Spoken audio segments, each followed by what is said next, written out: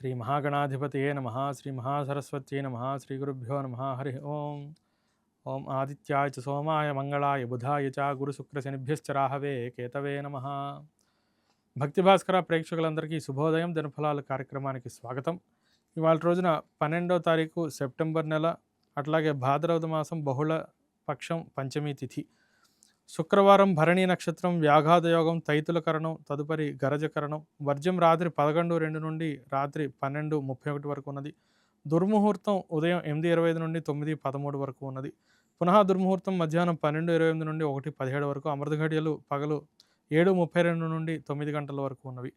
సూర్యోదయం 5:59కి, సూర్యాస్తమయం 6:08కి, చంద్రోదయం రాత్రి 9:47కి, చంద్రాస్తమయం పగలు 10:09కి. దిన ప్రమాణం 12 గంటల 9 నిమిషాలు. కృతికా నక్షత్రం రెండో పాదం వృషభ రాశిలోకి చంద్రుడు సాయంత్రం 5:28కి ప్రవేశిస్తూ ఉన్నారు. ఆశ్లేష 4లోకి శుక్రుడు ఉదయం 6ంటికి ప్రవేశిస్తున్నారు. శుభ సమయం ఉదయం 6 గంటల 19 నిమిషాలకు ఉన్నది. సిజేరియన్ నిమిత్తంగా చూసేవారికి భరణీ నక్షత్రం తులాలగ్నం ఉదయం 9:45 నుండి 10 గంటల 15 నిమిషాల వరకు అనుకూలంగా ఉంటూ ఉన్నది. ఇవాళ రోజున కృష్ణా షష్ఠి అట్లాగే చంద్ర షష్ఠి పర్వదినాలు ఉంటూ ఉన్నాయి. ఇక ఇవాళ గోచారం బట్టి ద్వాదశ రాశులకు ఎలా ఉంటుందనేది తెలుసుకుందాం. ముందుగా మేషరాశి. మేషరాశి వారికి కార్యానుకూలత బాగా కనిపిస్తూ ఉన్నది. కుటుంబ ఆర్థిక వ్యవహారాలన్నీ కూడా చాలా అనుకూలంగా ఉంటూ ఉంటాయి. ఉద్యోగ వ్యాపార అంశాలు కూడా చాలా అనుకూలంగా ఉంటూ ఉన్నాయి. ప్రయాణాలు లాభదాయకంగా ఉంటూ ఉంటాయి. వృషభ రాశి వారికి ఖర్చులు బాగా పెరగటం, కాలం కొంత కలిసి రాకపోవడం అనేది జరుగుతూ ఉంటుంది. వ్యాపారంలో లాభాలు వచ్చినా కూడా దుర్వ్యసనాల వల్ల లేదా దురలవాట్ల వల్ల ఖర్చులు బాగా పెడుతూ ఉండటం, దానివల్ల నష్టపోవటం కూడా జరుగుతూ ఉంటుంది. ఇష్టదైవాన్ని బాగా స్మరించండి. కులదైవారాధన కూడా మానవద్దు. తదుపరి మిథున రాశి. మిథున రాశి వారికి లాభంలో ఉన్నటువంటి చంద్ర సంచారం, తృతీయంలో ఉన్నటువంటి బుధ కేతువుల యొక్క సంచారం వల్ల ఆర్థికంగా ఉన్నత స్థితిని బాగా సాధిస్తూ ఉంటారు. వృత్తి ఉద్యోగ వ్యాపారపరమైనటువంటి అంశాలు బాగుంటాయి. నూతన ఉద్యోగ ప్రయత్నాలు కూడా లాభదాయకంగానే ఉంటూ ఉన్నాయి. తృతీయంలో బుధ సంచారం వల్ల మనకు తోబుట్టువులతో కొంత సమస్యలు ఎదురుపడుతూ ఉంటాయి. విష్ణు సహస్రనామ పారాయణ చేస్తూ ఉండండి.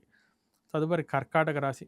కర్కాటక రాశి వారికి ద్వితీయంలో బుధుడు, దశమంలో చంద్రుడు ఇద్దరు కూడా చాలా అనుకూలంగా ఉంటూ ఉన్నారు. అష్టమంలో రాహు కూడా దూర ప్రయాణాలను కొంత సూచిస్తూ ఉంటాడు. కాబట్టి ఉద్యోగ వ్యాపార అంశాలన్నీ బాగున్నాయి. ఆర్థికంగా బాగా ఎదుగుతూ ఉంటారు. అందరూ మీ మాటకి గౌరవాన్ని ఇస్తూ ఉంటారు. ఇష్టదైవాన్ని స్మరించండి. తదుపరి సింహరాశి. సింహరాశి వారికి జన్మంలో బుధుడు, అట్లాగే భాగ్యంలో చంద్రుడు, లాభంలో గురు సంచారం. ఇక్కడ ఆలోచన తీరు సరిగ్గా లేకపోవటం, అట్లాగే పనుల్లో బాగా విఘ్నాలు ఏర్పడటం అనేది కనిపిస్తూ ఉన్నది. పెద్దల్ని బాగా సంప్రదించండి. దానివల్ల మీకు పనులు కొంత వేగవంతంగా పూర్తవుతూ ఉంటాయి. కన్యా రాశి వారికి దశమంలో గురు సంచారం వల్ల వృత్తిపరంగా సరైనటువంటి నిర్ణయాలు తీసుకోలేకపోవటం, దానివల్ల బాగా ఒత్తిడి పెరగటం, ఆరోగ్యం కొంత దెబ్బతింటం అనేది జరుగుతూ ఉంటుంది. శివారాధన, దుర్గారాధన బాగా చేయండి.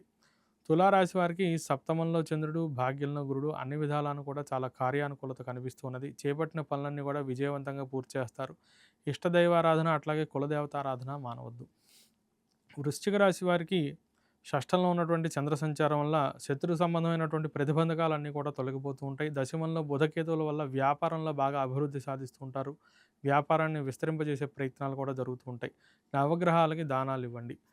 ధనుస్సు రాశి వారికి పంచమంలో చంద్ర సంచారం, సప్తమంలో గురుడు, భాగ్యంలో బుధ సంచారం వల్ల పెద్దల నుండి అనుగ్రహం కొంత తగ్గుతూ ఉంటుంది.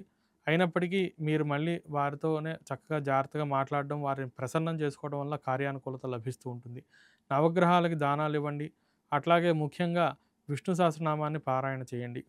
మకర రాశి వారికి చతుర్థంలో చంద్రుడు, షష్టంలో గురుడు, అష్టమంలో బుధుడు వల్ల ఉద్యోగంలో మీకు ఇష్టం ఉన్నా లేకపోయినా పని నిమిత్తంగా దూరదేశాలు వెళ్ళవలసి రావటం, లేదా ఈ స్థానచలనం ప్రతికూలంగా ఉంటూ ఉండటం, వ్యర్థ ప్రయాణాలు బాగా చేయటం, దానివల్ల ఖర్చులు పెరగడం అనేది జరుగుతూ ఉంటాయి. అక్కడ కార్యానుకూలత కూడా తక్కువగా కనిపిస్తూ ఉన్నది. నవగ్రహారాధన బాగా చేయండి. తదుపరి కుంభరాశి. కుంభరాశి వారికి తృతీయంలో చంద్రుడు, అట్లాగే పంచమంలో గురుడు వల్ల కార్యానుకూలత బాగా ఉంటూ ఉన్నది. సప్తమంలో బుధకేతువుల వల్ల కొంత ప్రతిబంధకాలు ఏర్పడుతూ ఉంటాయి. విష్ణు సహస్రనామాన్ని పఠించండి. మీనరాశి వారికి ద్వితీయంలో చంద్రుడు, చతుర్థంలో గురుడు, షష్టంలో బుధుడు వల్ల వ్యాపార, ఉద్యోగ, ఆర్థిక సంబంధమైన అంశాలు, ప్రయాణాలు కూడా చాలా అనుకూలంగా ఉంటూ ఉంటాయి. మాట విషయంలో మటుకు బహు జాగ్రత్తగా ఉంటూ ఉండాలి. మాటను అదుపులో పెట్టుకోవాలి. మితభాషణం అనేది బాగా అవసరం. విష్ణు సంబంధ ఆరాధన అట్లాగే లక్ష్మీ అష్టోత్తర పారాయణ వల్ల మంచి సత్ఫలితాలు కలుగుతాయి. స్వస్తి.